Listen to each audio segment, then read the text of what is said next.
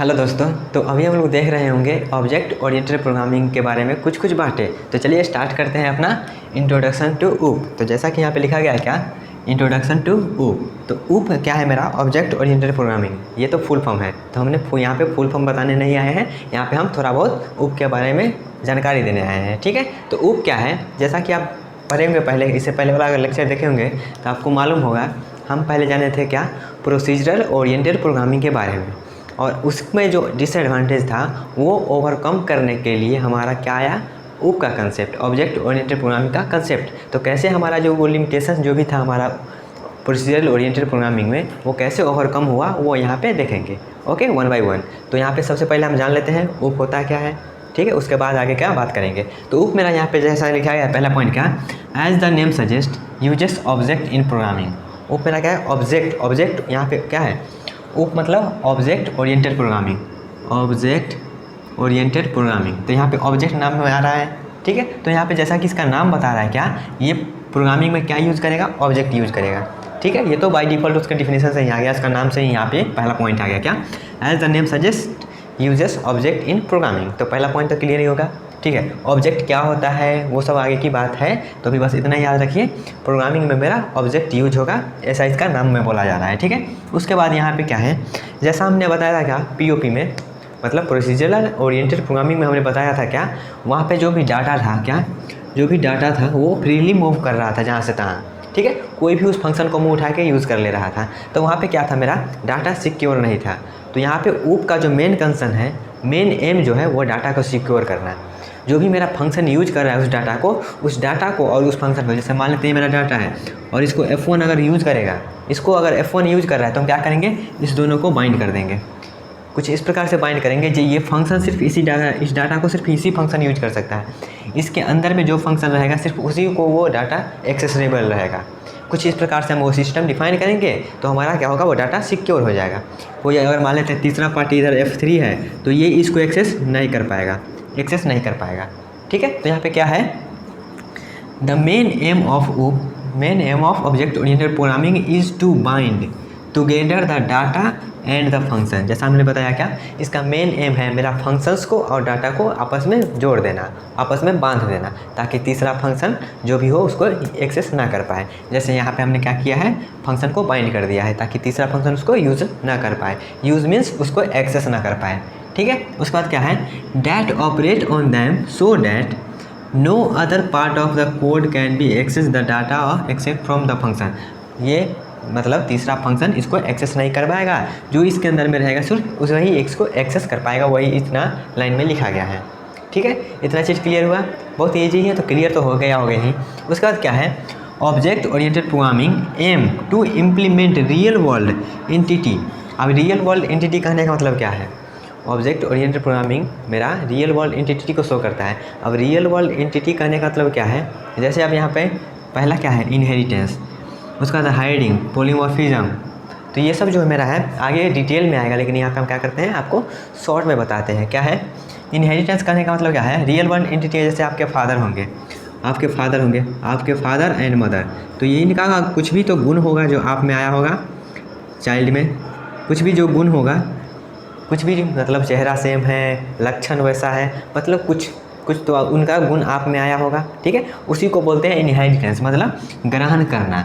Child जो होता है वो अपने पेरेंट का क्या होता है, उनको ग्रहण करता है। उनको हो सकता है फेस कहते होंगे, आप गांव में भी सुने होंगे क्या, इसका चेहरा फादर से मिलता है या फिर मदर से मिलता है, तो क्या करता है, अपने जो भी पेरेंट हैं उनके जो भी उनके गुण हैं उसको क्या करता है, इनहेरिट करता है। तो इसी को बोलते हैं रियल वर्ल्ड, क्योंकि ये तो रियल में होता है ना, तो ये रियल में होता है। तो इसी प्रोग्राम में हम क्या करेंगे, प्रोग्राम में हमारा जो कोड रहेगा उसको क्या करेंगे, इनहेरिट करेंगे। ठीक है, अभी पढ़ने नहीं पढ़ रहा होगा ये सब तो कोई बात नहीं, बस इतना याद रखिए क्या, ऑब्जेक्ट ओरिएंटेड प्रोग्रामिंग जो मेरा होता है वो एम करता है रियल वर्ल्ड एंटिटी को। रियल वर्ल्ड एंटिटी जैसे कि इनहेरिटेंस, हाइडिंग, पॉलीमॉर्फिज्म। तो यहाँ पे अब हाइडिंग का मतलब, इनहेरिटेंस का मतलब थोड़ा सा क्लियर हो गया ना, दूसरे का लक्षण होता है ग्रहण करना। ठीक है, इतना याद रखें। अब हाइडिंग करने का मतलब क्या हुआ, हाइडिंग तो जनरली आप लोग वगैरह ही होंगे। हाइडिंग मतलब क्या होता है, छुपाना। जब व्हाट्सएप पे आप चैट करते हैं, चैट करते हैं तो उसको हाइड करते होंगे, उसको क्या करते हैं, हाइड कर देते हैं ना, ताकि वो दूसरा ना देख पाए। तो वही यहाँ पे क्या हो रहा है, हमारा जो भी डाटा है वो चैट कर रहे हैं, वो क्या है, एक तरह का डाटा है, वो एक तरह का डाटा है। तो क्या हुआ, उस डाटा को आप छुपा रहे हैं, उस डाटा को आप छुपा रहे हैं, रियल वर्ल्ड में वो काम कर रहे हैं। तो वो भी मेरा क्या है, हाइडिंग भी मेरा क्या है, ऑब्जेक्ट ओरिएंटेड प्रोग्रामिंग का कंसेप्ट ही है, जिसके जो क्या करेगा, हमारा डाटा को हाइड करने में काम आएगा। ठीक है, व्हाट्सएप में आप कैसे डाटा को हाइड कर दे रहे हैं ताकि तीसरा पर्सन उसको ना देख पाए मतलब उसको एक्सेस ना कर पाए। ठीक है, इससे तो आपको रिलेट हो ही क्या होगा, व्हाट्सएप वाला चैटिंग, या फिर बहुत जगह चैटिंग हाइड होता है। आप कभी जो है चैटिंग तो छोड़िए, आप लोग फ़ोटो भी हाइड करते होंगे। ठीक है, अगर आप समझ गए होंगे तो कमेंट में ज़रूर बताइएगा। ठीक है, आप लोग फ़ोटो भी हाइड करते होंगे, व्हाट्सएप तो चैटिंग तो छोड़िए, फ़ोटो भी हाइड कर ले रहे होंगे। तो वही हाइडिंग वाला यहाँ पे भी कंसेप्ट है। ठीक है, वो क्योंकि वो आप रियल वर्ल्ड में कर रहे हैं। तो ये मेरा हाइडिंग हो गया। उसके बाद पॉलीमॉर्फिज्म। तो पॉलीमॉर्फिज्म कहने का मतलब क्या हुआ, पॉली मतलब होता है बहुत सारा, तो बहुत सारा फॉर्म, पॉलीमॉर्फिज्म मतलब बहुत सारा फॉर्म। इसको आप ऐसे रिलेट कर सकते हैं जैसे आप अपने दोस्त को बोलते होंगे क्या, बाबू, सोना, एक ही आदमी को कितना नाम से बुलाते होंगे। ठीक है, तो वही मेरा क्या है कि आदमी एक है, मेरा आदमी एक है। अब इसी को क्या करते हैं आप, कुछ भी बाबू, कुछ भी सोना, कुछ भी बुला लेते हैं। इसका जो रियल नेम होगा उससे बुला लीजिएगा, या फिर दोस्त इसका कुछ और नाम से बुलाता होगा, या फिर कुछ और, मतलब हर एक आदमी एक है, इसका फॉर्म बहुत सारा हो गया, इसका नाम बहुत अलग अलग हो गया। तो वही हम क्या करेंगे, पॉलीमॉर्फिज्म में होता है बहुत सारा, कंपाइल टाइम में होता है, रन टाइम, जब इसका डिटेल में जाएंगे तब वहाँ पर देख लेंगे। ठीक है, बस अभी इतना याद रखिए, जब पॉलीमॉर्फिज्म मतलब एक चीज़ का बहुत सारा नाम, एक चीज़ का बहुत सारा फॉर्म। ठीक है, जैसा उसका आर्गूमेंट देंगे वैसा, जैसे मान लेते हैं ये एक आदमी है, ये इसके लिए दूसरा बिहेव करेगा, ये तीसरा इसके लिए दूसरा बिहेवियर रहेगा इसका, ये तीसरे के लिए इसका अलग बिहेवियर है। जैसे आप है तो आप अगर मान लेते हैं फादर के अलग में रहिएगा तो फादर के अलग में आपका बिहेवियर अलग हो जाएगा, मदर के अलग में आपका बिहेवियर अलग हो जाएगा, दोस्त के साथ रहिएगा तो आपका बिहेवियर पूरा चेंज हो जाएगा, अपने गर्लफ्रेंड के साथ रहेगा तो ज़्यादा चेंज हो जाएगा, अगर बॉयफ्रेंड के साथ रहेगा तो पूरा चेंज हो जाएगा। ठीक है, तो वही वाला है, आप जैसे जिसके साथ रहते हैं वैसे उसका बिहेवियर करते हैं, मतलब आदमी एक है, उसका फॉर्म क्या हो रहा है, अलग अलग चेंज हो रहा है। तो चेंज हो रहा है तो वही यहाँ पे क्या होता है, पॉलीमॉर्फिज्म होता है। तो जब पॉलीमॉर्फिज्म को हम देखेंगे तो वहाँ पे ज़्यादा अच्छे से समझ लेंगे। ठीक है, तो ये सब अभी आज का क्लास तो आपको ज़्यादा इंटरेस्टिंग लग रहा होगा। ठीक है, क्योंकि यहाँ पे गर्लफ्रेंड बॉयफ्रेंड वाला बात हो रहा है। ठीक है, बस वो हम एग्जाम्पल समझने के लिए दे रहे हैं। ठीक है, तो समझिएगा बस, और उससे कुछ और रिलेट मत कर लीजिएगा। ठीक है, तो ये इतना मेरा क्या था, ऑब्जेक्ट ओरिएंटेड प्रोग्रामिंग के बारे में इतना बात आई थिंक आपको क्लियर हुआ होगा। ठीक है, तो हम यहाँ पे इन शॉर्ट अगर हम आपको बताएं, ऊप का यूज बताएं, तो ऊप का मेन कंसर्न क्या है, मेन कंसर्न है मेरा डाटा को सिक्योर करना। और वो सिक्योर कैसे होगा, वो सिक्योर होगा जो भी मेरा डाटा जो फंक्शन यूज कर रहा है उस डाटा को और फंक्शन को आपस में बाइंड कर देंगे, ताकि हमको पता चल सके अगर डाटा लीक हो रहा है तो किस फंक्शन से हो रहा है, अगर नहीं हो रहा है तो अच्छी बात है। ठीक है, मेन कंसर्न क्या है, उसका डाटा और फंक्शन को आपस में बाइंड कर देना।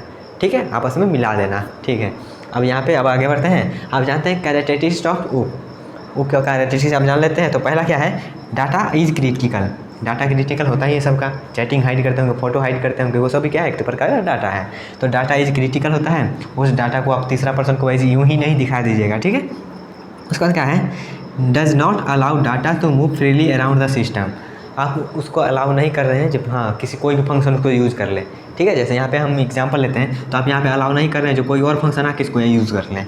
ठीक है, तो यहाँ पे फ्रीली अलाउ नहीं मेरा है, हम जिसको चाहेंगे उसी को उसको देंगे, उसी को क्या करेंगे, परमिशन देंगे जहाँ तुम इसको एक्सेस कर पाएगा। ठीक है, आगे बढ़ते हैं। अब आगे क्या है, data and function are more tightly bound. यहाँ पे क्या कर रहे हैं, हम टाइटली आपस में डाटा और फंक्शन को बाइंड कर रहे हैं।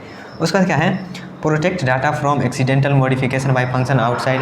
अब यहाँ पे क्या कर रहे हैं, हम यहाँ पे क्या कर रहे हैं, यहाँ पे देखिएगा हम क्या कर रहे हैं, प्रोटेक्ट कर रहे हैं, इसका रक्षा कर रहे हैं। किससे रक्षा कर रहे हैं, इसका एक्सीडेंटल चेंजेस। जैसे मान लेते हैं डाटा में क्या है मेरा, इस डाटा में मान लेते हैं वैल्यू मेरा क्या है 10, जब वैल्यू 10 है तो ये फंक्शन मान लेते हैं +1 कर रहे हैं, तो +1 कर रहे हैं तो क्या हो जाएगा, 11 हो जाएगा। ठीक है, अब 11 हो गया तो यहाँ पे ये तीसरा फंक्शन क्या है, ये बाहर, फंक्शन के बाहर है। ये जो सिस्टम है, इस सिस्टम से ये फंक्शन बाहर है। जब इस सिस्टम से फंक्शन बाहर है तो हम इसको क्या करें, एक्सीडेंटल चेंज नहीं करने देंगे, मतलब ये फंक्शन इसको चेंज नहीं कर पाएगा। अगर चेंज कर देगा तो ख़राब हो जाएगा, डाटा को चेंज करना ही करना चाहिए, क्योंकि ये सिस्टम से बाहर है, इसको हम एक्सेस दिए ही नहीं है जो ये डाटा को चेंज करें। अगर फिर भी ये चेंज कर दे रहा है तो क्या होगा, एक्सीडेंटल चेंज हो जा रहा है, तो उससे क्या आ रहा है, यहाँ पे प्रोटेक्ट हो रहा है।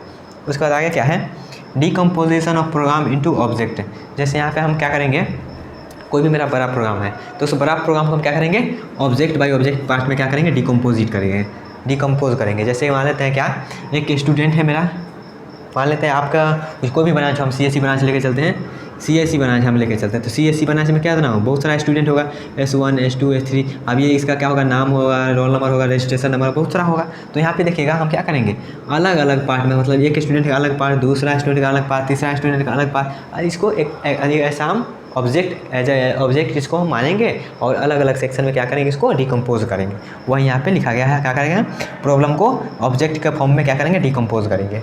ठीक है, आगे बढ़ते हैं। आगे क्या है, data of an object can be access by the function associated with the function and one object can access the function of the other object. यहाँ पे क्या लिखा गया है, यहाँ पे यही लिखा गया है, ये जो डाटा है मेरा, इस डाटा को सिर्फ क्या करेगा, AI फंक्शन यूज करेगा। क्या, data of an object can be access by function associated with it, जिसके साथ वो क्या है, एसोसिएट है, सिर्फ वही इसको क्या करेगा, एक्सेस करेगा।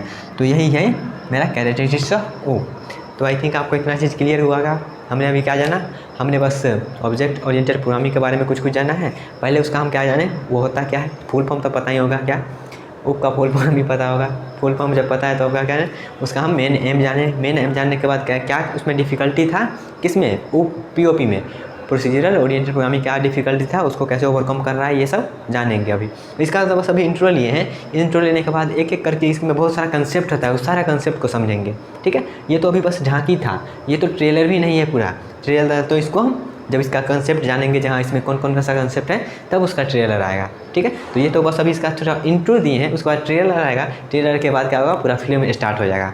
ठीक है, तो गाइस आई थिंक आपको ये सब क्लियर हुआ होगा। तो गाइस मिलते हैं नेक्स्ट वीडियो में, तब तक के लिए bye bye, take care and all the best guys.